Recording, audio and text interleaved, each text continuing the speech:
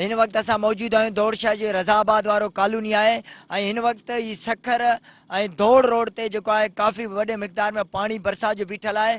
24 कलाक गुज़री चुका आहिनि पर हाले हितां जेको आहे हिन कॉलोनी में पानी बरसात जो पानी जेको आहे निकाल न कयो वियो आहे। बारिश की वजह से रोड रास्तों पर पानी जमा हो गया है, जिसकी वजह से शदीद मुश्किलात का सामना है।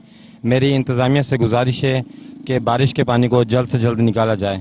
बाबा ये पानी आयो आहे बरसात जो, इन जे लाइ घर बर असांजा भितूं किरोड़ रखे रुपया ख़र्च कयो वेठा आहियूं। हाणे उहो जेको घिटियूं फुल पानी कोन्हे निकाल, ऐं महिरबानी करे असांजा जेको पानी निकाल कयो वञे। टुटे ई कोन थो, रोडनि रस्तनि में सफ़ा किन लॻा पिया आहिनि। हिते असां रशकेर आहियूं, असां पाण परेशान आहियूं।